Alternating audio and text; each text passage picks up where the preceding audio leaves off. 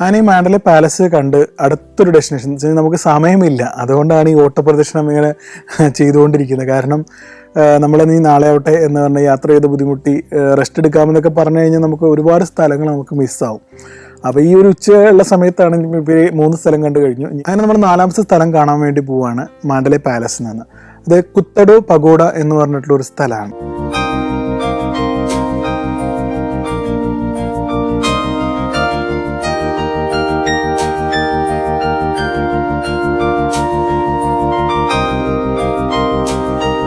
ഈ ഒരു പഗോഡ കാണാൻ വരേണ്ട മെയിൻ കാരണം ഈ വേൾഡ് ലാർജസ്റ്റ് ബുക്ക് എന്ന് പറഞ്ഞിട്ടുള്ള ഒരു സംഭവം കാണാൻ വേണ്ടി തന്നെയാണ്.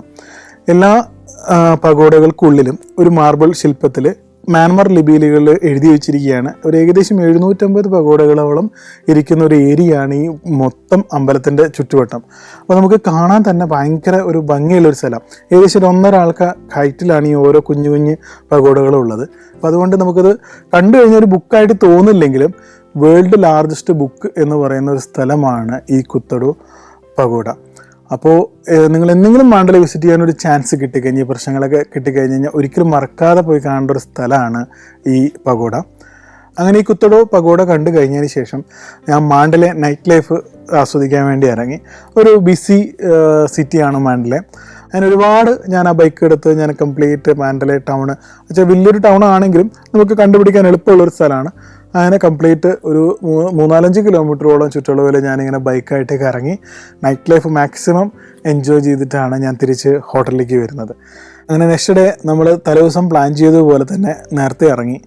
ഇന്ന് നമ്മൾ കാണാൻ പോകുന്ന സ്ഥലം എന്ന് പറഞ്ഞു കഴിഞ്ഞാൽ ഒരു ചരിത്രത്തിലെ ഒരു റെക്കോർഡ് തന്നെയാണ്. അതായത് വേൾഡ് ലോങ്ങസ്റ്റ് ബ്രിഡ്ജ്. അപ്പോൾ വേൾഡ് ലോങ്ങസ്റ്റ് ബ്രിഡ്ജ് മ്യാൻമറിലാണോ എന്ന് എല്ലാവരും സംശയം പ്രകടിപ്പിക്കും. അതെ, പക്ഷേ വേൾഡ് ലോങ്ങസ്റ്റ് വുഡൻ ബ്രിഡ്ജ് അങ്ങനെ ഒരു പോയിന്റും കൂടിയുണ്ട്. ലോകത്തിലെ ഏറ്റവും വലിയ മരം കൊണ്ടുണ്ടാക്കിയ പാലം സ്ഥിതി ചെയ്യുന്നത് ഈ മാൻഡലയിലാണ്. ആ പാലത്തിൻ്റെ പേരാണ് യു ബീൻ ബ്രിഡ്ജ് എന്നാണ് ആ പാലത്തിൻ്റെ പേര്. ഏകദേശം മാൻഡലയിൽ നിന്ന് ഒരു 15-20 മിനിറ്റ് ഡ്രൈവ് ഉണ്ട്. അപ്പോൾ ഞാൻ ഈ ലൊക്കേഷനൊക്കെ നോക്കി വെച്ച് ഞാൻ ബൈക്കിൽ ഒരു സ്കൂട്ടറായിരുന്നു. സ്കൂട്ടറിൽ ഈ മാൻഡലയിൽ നിന്ന് ഈ യു ബീൻ ബ്രിഡ്ജിൻ്റെ സ്ഥലത്തേക്ക് വരികയാണ് ഉണ്ടായത്. യുബീൻ ബ്രിഡ്ജ് എന്ന് പറഞ്ഞു കഴിഞ്ഞാൽ പക്ക തേക്ക് തടി കൊണ്ട് ഉണ്ടാക്കിയിട്ടുള്ള ഒരു ബ്രിഡ്ജാണ് യുബീൻ ബ്രിഡ്ജ്. ഒരുപാട് നടക്കാനുണ്ട്. ഒരിടത്തുനിന്ന് മറ്റൊരിടത്തേക്ക് എത്തണമെങ്കിൽ നല്ലോണം നടക്കാനുണ്ട്. അങ്ങനെ കുറേ നടക്കുമ്പോൾ കുറച്ച് നടന്നു കഴിഞ്ഞ് കഴിഞ്ഞാൽ നമുക്ക് റെസ്റ്റിങ്ങിനുള്ള പ്ലേസസും കാര്യങ്ങളെല്ലാം ഉണ്ട്. അങ്ങനെ നടന്നു. ഈ പോകുന്ന വഴിയിലൊക്കെ ഇവരുടെ ഈ ഒരു ഭക്ഷണത്തിൻ്റെ കാര്യങ്ങൾ, അതായത് ഇവരെ കോക്കനട്ടും അതേപോലെ ഇവരുടെ ഫ്രൈസും കാര്യങ്ങളെല്ലാം ഉണ്ട്. അതായത് ഞണ്ട് ഫ്രൈ, ഇവരെ കക്ക ഫ്രൈ, അങ്ങനത്തെ സാധനങ്ങളെല്ലാം ഇങ്ങനെ ഭക്ഷണങ്ങൾ സ്ട്രീറ്റ് ഫുഡ്സും അവൈലബിൾ ആണ്. കയറുന്ന സ്ഥലങ്ങളിലൊക്കെ ഇഷ്ടംപോലെ ഫുഡ്സും കാര്യങ്ങളൊക്കെ ഉണ്ട്. അപ്പോൾ അതൊക്കെ കണ്ട് അതിൻ്റെ ഫോട്ടോസൊക്കെ എടുത്ത് ഇങ്ങനെ പതുക്കെ ഈ ബ്രിഡ്ജിൽ കൂടെ നടന്നു. നല്ലൊരു സംഭവമാണ്. അപ്പോൾ നമ്മൾ ഏകദേശം സെൻട്രൽ എത്തിക്കഴിഞ്ഞ് കഴിഞ്ഞാൽ നമുക്ക് ശരിക്ക് ആ ഒരു ബ്രിഡ്ജിൻ്റെ ഒരു സംഭവം നമുക്ക് മനസ്സിലാക്കാം. കാരണം ഈ ബ്രിഡ്ജിൽ കൂടെ നടക്കുമ്പോൾ നമുക്ക് ഈ ബ്രിഡ്ജിൻ്റെ വലുപ്പമോ ഇതിൻ്റെ പ്രാധാന്യമോ ഒന്നും അങ്ങനെ വലിയ ഫീൽ ചെയ്യത്തില്ല.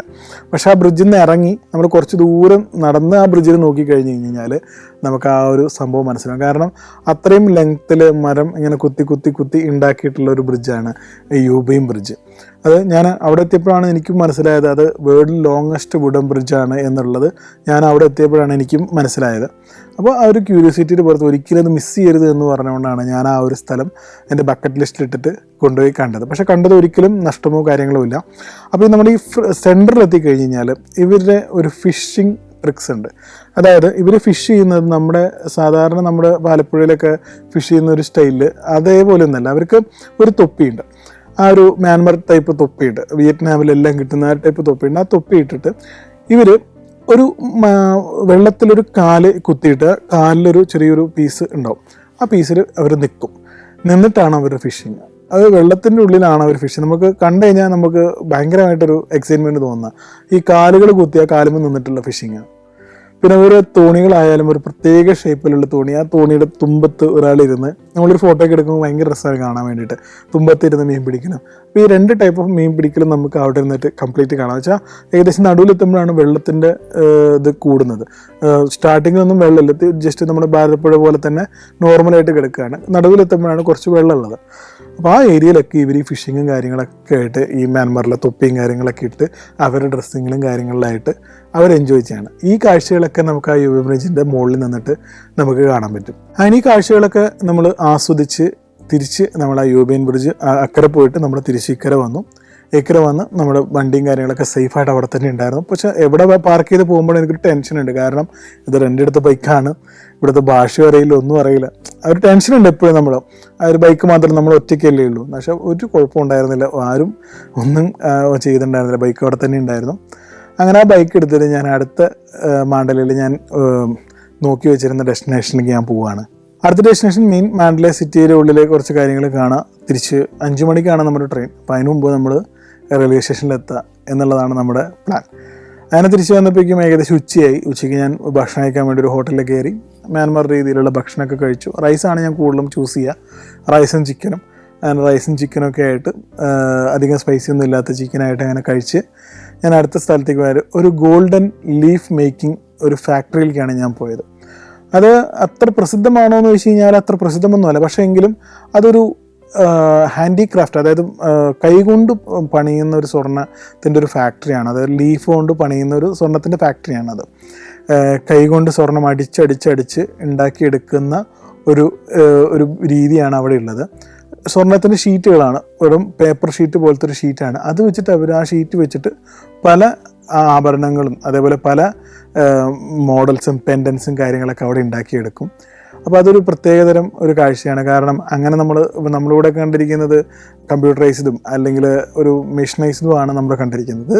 കൈകൊണ്ട് അവർ കല്ലിൽ അടിച്ചടിച്ചടിച്ച് ഉണ്ടാക്കുന്ന ഒരു ടൈപ്പ് ഓഫ് മേക്കിംഗ് ആണ് അവിടുത്തെ അവിടുത്തെ ഒരു ടൂറിസ്റ്റ് ഡെസ്റ്റിനേഷൻ കൂടിയാണ് അത്. നമ്മൾ പോയി കഴിഞ്ഞാൽ അവരെങ്ങനെയാണ് ഇത് ഉണ്ടാക്കുന്നതെന്നൊക്കെ നമുക്ക് കാണിച്ചു തരും. ഭയങ്കര ശബ്ദമാണ് ഇത് അടിക്കുന്ന ശബ്ദം, പക്ഷേ എങ്കിൽ നമുക്കതൊക്കെ കാണിച്ചു തരും. പിന്നെ അതേപോലെ ഇവർ ഉപയോഗിക്കുന്ന ഇതിൻ്റെ ലീഫ് കുറേ നാളുകൾ വെള്ളത്തിലൊക്കെ ഇട്ട് വെച്ച് കുതിർത്തി അതും ലീഫും കാര്യങ്ങളൊക്കെ ഒരു പദം വന്ന് ആ ഒരു പേപ്പർ രീതിയിലായിട്ട് അതിൻ്റെ ഉള്ളിലാണ് ഈ ഗോൾഡൊക്കെ വെച്ചിട്ട് അവർ സെക്യൂർ ചെയ്ത് വെക്കുന്നത്. അതൊരു തനതായിട്ടുള്ളൊരു പണ്ടത്തെ ഒരു രീതിയാണ്. ആ രീതി ഇപ്പോഴും അവർ ഫോളോ ചെയ്ത് പോകുന്നുണ്ട്. ആ ഒരു കാഴ്ച നമുക്ക് അവിടെ കാണാൻ പറ്റും. ഒരുപാട് ടൂറിസ്റ്റുകൾ വന്ന് കാണുന്നത്, അതായത് മെയിനായിട്ട് ഫോറിനേഴ്സാണ് ഇത് കൂടുതലും കാണാൻ വരുന്നത്.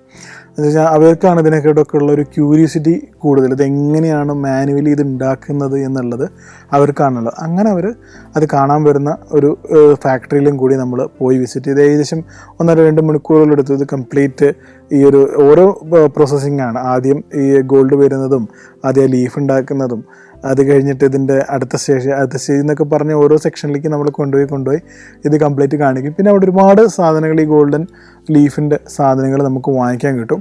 അത് വാങ്ങിക്കാം. ഇച്ചിരി കോസ്റ്റ്ലി ആയതുകൊണ്ട് ഞാനൊന്നും വാങ്ങിച്ചില്ല, ഞാനതൊക്കെ കണ്ടുവരികയായിരുന്നു. പക്ഷെ അവർക്ക് വാങ്ങിച്ചാലും വാങ്ങിച്ചില്ലെങ്കിലും നമ്മളോട് ചെയ്യുന്നൊരു ട്രീറ്റ് ഉണ്ട്. ആ ട്രീറ്റ് എല്ലാവരോടും ചെയ്യുന്ന ഒരേപോലത്തെ ട്രീറ്റ്മെൻറ്റാണ് അവിടെ ചെയ്യുന്നത്. കാരണം വാങ്ങിക്കുന്ന ആളോട് ഇച്ചിരി കൂറ് കാണിക്കുക, വാങ്ങിക്കാത്ത ആളെ മാറ്റി നിർത്തുക, അങ്ങനത്തെ ഒന്നുമില്ല. വാങ്ങിക്കില്ല, നമ്മളെല്ലാവരും ഒരേപോലെ ട്രീറ്റ് ചെയ്ത് അവർ തിരിച്ച് നമ്മൾ ആ ഫാക്ടറിയുടെ ഉള്ളിൽ നിന്ന് ഇറക്കും. ഒരു കുഞ്ഞു ഫാക്ടറിയാണ്, അത് മൊത്തം കണ്ടു ഒരു ഭയങ്കര ഒരു എക്സ്പീരിയൻസ് ആണ്. ഇതുവരെ അങ്ങനത്തെ ഒരു സംഭവം ഞാൻ കണ്ടിട്ടുണ്ടായിരുന്നില്ല. അതുകൊണ്ടത് എനിക്ക് ഭയങ്കരമായിട്ടത് ഒരു രസമായിട്ടുള്ളൊരു സംഭവമായിട്ട് തോന്നി. Germany, Poland, Bosnia and Herzegovina, Kyrgyzstan.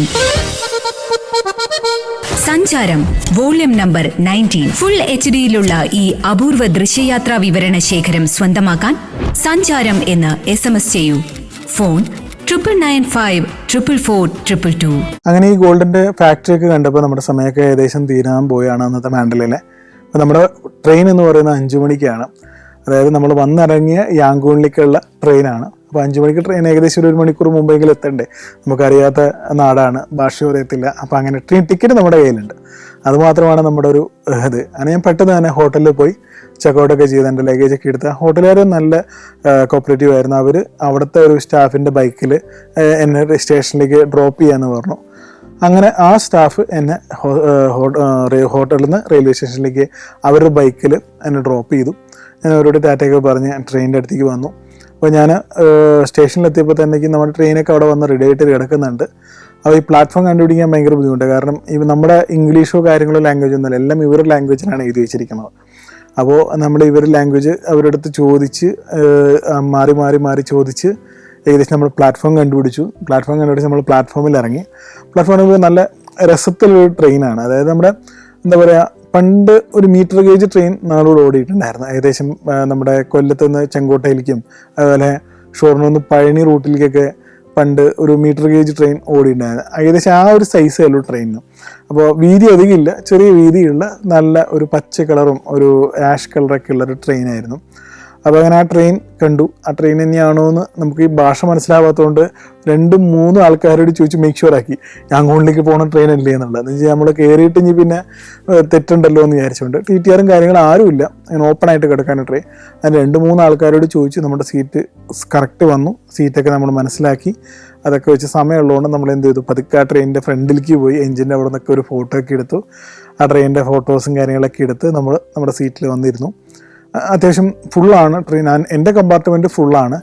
അപ്പോൾ ഞാൻ ആ കമ്പാർട്ട്മെൻറ്റിൽ ഇരുന്ന് ചെയർക്കാറാണ്, എക്സിക്യൂട്ടീവ് ചെയർക്കാരായതുകൊണ്ട് സിംഗിൾ ചെയർക്കാരാണ്. അതായത് ഒരു സൈഡിൽ സിംഗിളും ഒരു സൈഡിൽ ഡബിളും ആണ്. നമ്മുടെ ഈ വന്ദേ ഭാരതൊക്കെ പോലെ തന്നെ റൊട്ടേറ്റ് ചെയ്യാൻ പറ്റുന്ന ടൈപ്പ് സീറ്റാണ്. അതുകൊണ്ട് നമുക്ക് 2 പേരുണ്ടെങ്കിൽ മുഖത്തോട് മുഖം നോക്കിയിരിക്കണമെങ്കിൽ റൊട്ടേറ്റ് ചെയ്യാം, വേണ്ടെങ്കിൽ തിരിച്ച് ഇടാം, അങ്ങനത്തേതാണ്. ആ ഒരു സീറ്റിൽ ഞാൻ എൻ്റെ സീറ്റ് ഉറപ്പിച്ചു. എൻ്റെ ബാഗും കാര്യങ്ങളൊക്കെ എൻ്റെ സൈഡിൽ തന്നെ വെച്ചു. പവർ പ്ലഗോ കാര്യങ്ങളോ ഒന്നുമില്ല, ജസ്റ്റ് നോർമൽ ഒരു ട്രെയിൻ മാത്രമേ ഉള്ളൂ. അല്ലാതെ അത്ര ഒരു പോസ്റ്റ് ട്രെയിൻ ഒന്നുമല്ല, ഇത് പഴയ ട്രെയിനാണ്. കണ്ടാൽ തന്നെ അറിയാം നമുക്കൊരു പഴയ ട്രെയിനാണെന്ന്. കറക്റ്റ് 5 മണിയാണോ 5:30 ആണോ എന്ന് എനിക്ക് ഓർമ്മയില്ല ടൈം. 5:05 ആ കറക്റ്റ് ടൈമിന് തന്നെ ട്രെയിൻ കറക്റ്റ് സമയത്ത് എടുത്തു. 1 മിനിറ്റ് പോലും ഡിലേ ഇല്ലാതെ കറക്റ്റ് സമയത്ത് എടുത്തു. ഏകദേശം ഒരു അരമണിക്കൂറോളം ഈ ട്രെയിൻ പതുക്കെയാണ് യാത്ര ചെയ്യുന്നത്. അപ്പോൾ നമുക്ക് അറിയത്തില്ല, ഒരു നോർമൽ ട്രെയിൻ പോകുന്നത് പോലെയാണ് ആ ഒരു ഫീലിംഗ്. അപ്പോൾ ഈ പുറത്ത് ഇവരുടെ ആ മാണ്ടലയിലെ എന്താ പറയുക തിരക്കായ ബിസിയുള്ള സിറ്റിയുടെ ഇടയിൽ കൂടിയാണ് ഈ ട്രെയിൻ ഒരു 10-20 മിനിറ്റ് പോകുന്നത്. അങ്ങനെ പയ്യെ പോയി പതുക്കെ സിറ്റി കഴിഞ്ഞ് ഗ്രാമം തുടങ്ങിയപ്പോഴാണ് ഈ ട്രെയിൻ ഒന്ന് സ്പീഡ് എടുക്കാൻ തുടങ്ങിയത്. ഈ ട്രെയിൻ സ്പീഡ് എടുക്കാൻ തുടങ്ങിയപ്പോഴാണ് നമുക്ക് ഇതിൻ്റെ അമ്മളി മനസ്സിലാകുന്നത്. കാരണം ഈ മീറ്റർ ഗേജിൽ ഞാൻ ഇതുവരെ യാത്ര ചെയ്തിട്ടില്ല. ഇത് സ്പീഡിൽ പോകുമെന്ന് പറയുമ്പോൾ നമ്മൾ സാധാരണ ട്രെയിനിൽ പോകുന്നതല്ല. ശരിക്കും നമ്മൾ ഏകദേശം ഒരു വീഗാലാൻഡിലൊക്കെ റൈഡ് പോകുന്ന പോലെയാണ്. കംപ്ലീറ്റ് ഇങ്ങനെ ആടിയിട്ടാണ് പോകുന്നത്. ആട്ടം എന്ന് പറഞ്ഞു കഴിഞ്ഞാൽ ഭയങ്കര ആട്ടമാണ്, നമ്മൾ വിചാരിക്കുന്ന പോലെയല്ല. പക്ഷെ ആദ്യം നമ്മളൊന്ന് പേടിക്കുമെങ്കിലും പിന്നെ നമ്മളതായിട്ട് യൂസ്ഡ് ആവും. ഏകദേശം 1 മണിക്കൂർ 2 മണിക്കൂർ യാത്രയില്ല, ഏകദേശം 16 മണിക്കൂറോളം യാത്രയുണ്ട്. കാരണം 5:05 തുടങ്ങിയിട്ട് പിറ്റേ ദിവസം രാവിലെ 9:30 10 മണിക്കോ ആണിത് യാങ്കൂണിലെത്തുക.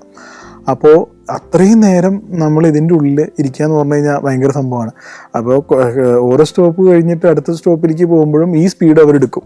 അപ്പോൾ നമ്മൾ വിചാരിക്കും ഇപ്പം ട്രെയിൻ മറയാൻ പോവാണ് എന്നുള്ള ആ ഒരു രീതിയിൽ ഭയങ്കര ഒരു അഡ്വഞ്ചർ ചെയ്യണമെന്ന് തന്നെ വേണമെങ്കിൽ പറയാം. അപ്പോൾ അങ്ങനെ ആ ഒരു എൻജോയ്മെൻറ്റിൽ അങ്ങനെ നമ്മൾ യാങ്കൂൺ വരെ ഈ ട്രെയിനിൽ നമ്മൾ യാത്ര ചെയ്തു. ഏകദേശം 9:30 കൂടിയിട്ട് നമ്മൾ യാങ്കൂൺ സ്റ്റേഷനിൽ നമ്മളെത്തി. അതൊരു എന്താ പറയുക മെമ്മറബിൾ ട്രെയിൻ ട്രിപ്പായിട്ട് ഞാൻ എപ്പോഴും എൻ്റെ ഷോക്കേസിൽ ചെയ്ത് വെക്കുന്ന ഒരു സംഭവമാണ്. കാരണം ഇതേപോലെ ഒരു ട്രെയിൻ യാത്ര ഞാൻ ഇതുവരെ നടത്തിയിട്ടില്ല. ഇത്രയും ലെങ്തി ആയിട്ടുള്ള ട്രെയിൻ യാത്ര നടത്തിയിട്ടില്ല.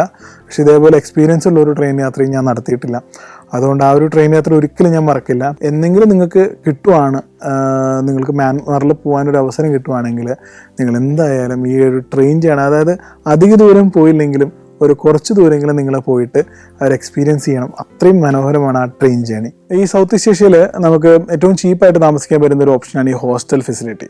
നമ്മൾ Booking.com നമ്മൾ അതിൻ്റെ റേറ്റിംഗ് ഒക്കെ നോക്കിക്കഴിഞ്ഞാൽ നമുക്ക് ചീപ്പായിട്ട് താമസിക്കാം. അങ്ങനെ ഈ റെയിൽവേ സ്റ്റേഷൻ്റെ തൊട്ടടുത്ത് നടന്നു പോകാനുള്ള ഒരു ദൂരത്തിന് ഞാനൊരു ഹോസ്റ്റൽ ബുക്ക് ചെയ്യുന്നതായിരുന്നു. കാരണം അന്നത്തെ ഒരു പകൽ മാത്രമേ ഞാൻ അവിടെ ഉള്ളൂ യാങ്കൂണിൽ. അന്നത്തെ രാത്രി എനിക്ക് തിരിച്ച് ഉള്ള ഫ്ലൈറ്റാണ്. അപ്പോൾ ആ ഒരു പകൽ മൊത്തം കണ്ടാൽ മതി. ഇപ്പോൾ ജസ്റ്റ് കുളിച്ച് ഫ്രഷ് ആകാൻ വേണ്ടി ഞാൻ ഒരു ഹോസ്റ്റൽ എടുത്തു. $5 മാത്രമേ എനിക്ക് ചാർജ് ആയുള്ളൂ. $5 ഹോസ്റ്റൽ എടുത്തിട്ട് ഞാൻ എൻ്റെ ലഗേജും കാര്യങ്ങളൊക്കെ അവിടെ വെച്ച് ഫ്രഷ് ആയിട്ട് യാങ്കൂൺ കാണാൻ വേണ്ടി ഇറങ്ങി. അപ്പോൾ യാങ്കൂൺ കാണാൻ വേണ്ടിയിട്ടെന്ന് പറഞ്ഞു കഴിഞ്ഞാൽ യാങ്കൂണിൽ നമുക്ക് ബൈക്ക് റെൻറ്റിനെടുക്കുക, കാർ റെൻറ്റിനെടുക്കുക എന്നൊക്കെ പറഞ്ഞു കഴിഞ്ഞാൽ പോസിബിൾ ആയിട്ടുള്ള കാര്യമില്ല. കിട്ടും, പക്ഷേ ഉള്ളൊരു പ്രശ്നം എന്ന് വെച്ച് കഴിഞ്ഞാൽ നമുക്ക് ഈ പാർക്കിങ്ങും കാര്യങ്ങളൊക്കെ ഭയങ്കര ബുദ്ധിമുട്ടാണ്. ഭയങ്കര ഒരു ക്രൗഡഡ് സിറ്റിയാണ്. ഞാൻ നേരത്തെ പറഞ്ഞ പോലെ ഡൽഹി ബോംബെ പോലെ ഇരിക്കുന്ന ഒരു ക്രൗഡഡ് സിറ്റിയാണ്.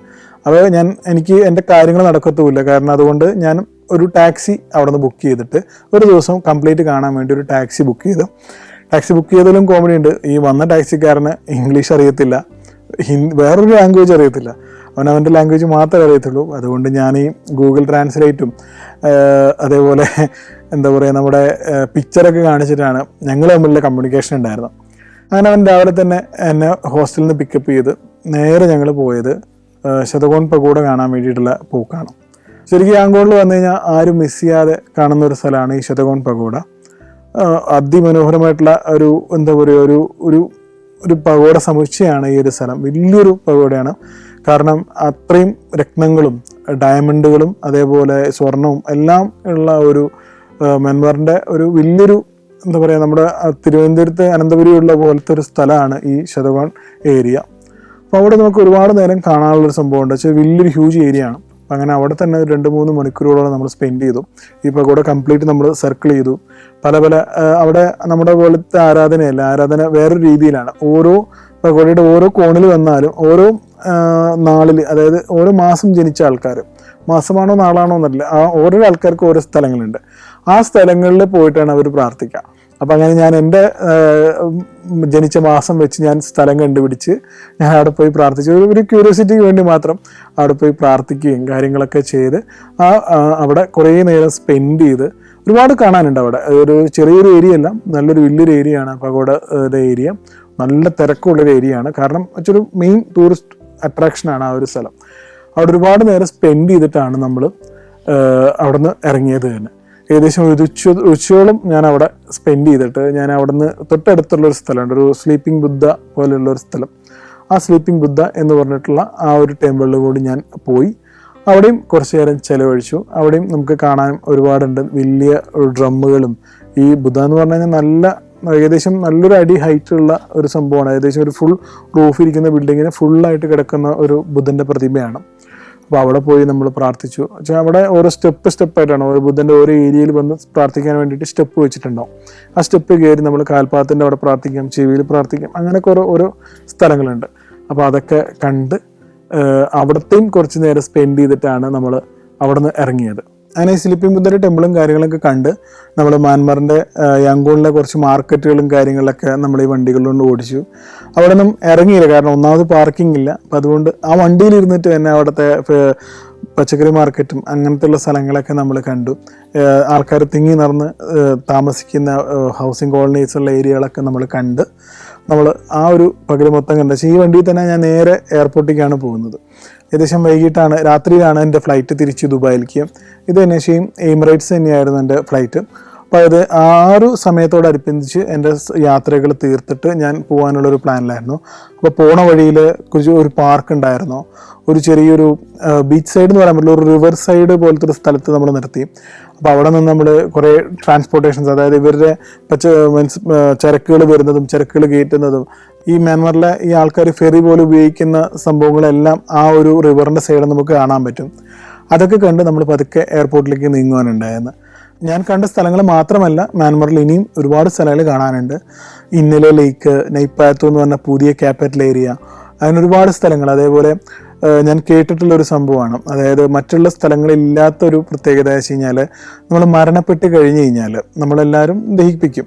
പക്ഷേ മ്യാൻമാറിൽ ഒരു വില്ലേജിൽ മരണപ്പെട്ട് കഴിഞ്ഞ് കഴിഞ്ഞാൽ ദഹിപ്പിക്കത്തില്ല. നമ്മുടെ ഈ ഈജിപ്തിലെ കാണുന്ന പോലെ മമിഫിക്കേഷൻ ചെയ്തിട്ട് അതേപോലത്തെ ഒരു ട്രീറ്റ്മെൻറ്റ് ചെയ്തിട്ട് അവർ ഒരു കല്ലറയിൽ അടച്ചു വയ്ക്കും. അത് കഴിഞ്ഞ് ഏതെങ്കിലും ഒരു ഫംഗ്ഷൻ വരുമ്പോൾ തിരിച്ച് അവർ ആ മൃതദേഹത്തെ ആ ഫംഗ്ഷന് കൊണ്ടിരുത്തി, അത് കഴിഞ്ഞ് ആ ഫംഗ്ഷൻ കഴിഞ്ഞ് തിരിച്ച് വീണ്ടും അവർ കല്ലറയിൽ കൊണ്ടുവയ്ക്കുന്ന ഒരു സിസ്റ്റം ഉണ്ടായിരുന്നു. ആ ഒരു വില്ലേജിലേക്ക് എനിക്ക് പോകണം എന്നൊക്കെ ആഗ്രഹം ഉണ്ടായിരുന്നു. പക്ഷേ എൻ്റെ സമയം ഇല്ലാത്തത് കൊണ്ടും അത് കണ്ടുപിടിക്കാനും ഒരു ലോക്കലിനെ കണ്ടുപിടിക്കണം, അത് ആ ഒരു ഏരിയ കണ്ടുപിടിക്കണം, അതിനെ കുറച്ച് സമയം വേണ്ടതുകൊണ്ടും പിന്നെ അങ്ങനെ ഒരു ഫംഗ്ഷൻ വരുന്നത് വരെ നമ്മളവിടെ വെയിറ്റ് ചെയ്യണം. അതുകൊണ്ടുള്ളതുകൊണ്ടും ഞാൻ അങ്ങോട്ട് പോയില്ല. അങ്ങനത്തെ ഒരുപാട് ആചാരങ്ങളൊക്കെ ഉള്ള ഒരു നാടാണ് മ്യാൻമാർ.